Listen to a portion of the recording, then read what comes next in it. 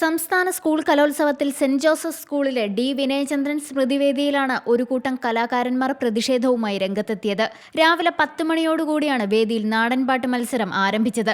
പാട്ടുകൾക്ക് അനുയോജ്യമായ ശബ്ദ സംവിധാനം ഇല്ലാത്തതായിരുന്നു പ്രതിഷേധത്തിന് കാരണം.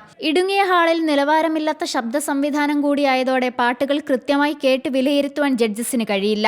മത്സരം ആരംഭിക്കുന്നതിനു മുമ്പേ വേദി മാറ്റണമെന്ന് ആവശ്യപ്പെട്ടിരുന്നെങ്കിലും സംഘാടകർ തയ്യാറായില്ലെന്നും പ്രതിഷേധക്കാർ പറയുന്നു.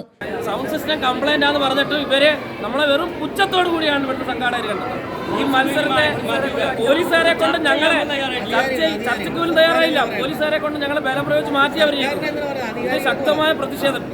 കുട്ടികളെ എത്രയോ മാസത്തെ പരിശീലനത്തിന് ശേഷമാണ് ഇങ്ങനെ വന്നത്. അവരുടെ മുമ്പിലാണ് ഇത്തരം ഒരു സൗണ്ട് സിസ്റ്റം വെച്ച് പാട്ടിനെ പാട്ടല്ലാതാക്കി മാറ്റുന്നത്. സർക്കാരിനെ പറ്റിയല്ല, പരിപാടി നടത്തുന്നവരെ സംഘാടകർ ഉത്തരവാദിയല്ല. കാരണം ഇവിടെ സംഘാടകർ ചെയ്യുന്ന പരിപാടിയാണ്. കാരണം വെച്ചാൽ കുറെ നമ്മളെ ഈ നാടൻ പാട്ട് കൊട്ടിൽ അയക്കാന്ന് അറിയാൻ പറഞ്ഞു. ഒരാൾ പോലും ഈ ഫസ്റ്റ് ആദ്യത്തെ പാട്ട് കേട്ടിട്ടില്ല. വരികൾ വ്യക്തമല്ല, വാദ്യങ്ങൾ വ്യക്തമല്ല. ഇവിടെ ഇരിക്കുന്ന ഒരാൾ പോലും, ഈ പാടി കുട്ടികൾ പോലും ഇത് കേട്ടിട്ടില്ലെന്നുള്ളതാണ്. പോലീസിനെ ഉപയോഗിച്ച് പ്രതിഷേധക്കാരെ മാറ്റുവാൻ ശ്രമിച്ചതോടെ ഇവർ പാട്ടുപാടി പ്രതിഷേധം തുടർന്നു. എന്നാൽ സംസ്ഥാന കലോത്സവത്തിൽ നാടൻപാട്ടിനെ അവഗണിക്കുന്ന സമീപനമാണ് സംഘാടകരുടെ ഭാഗത്തു നിന്നും ഉണ്ടായിരിക്കുന്നതെന്നാണ് ആക്ഷേപം. സീ മലയാളം ന്യൂസ്, കൊല്ലം.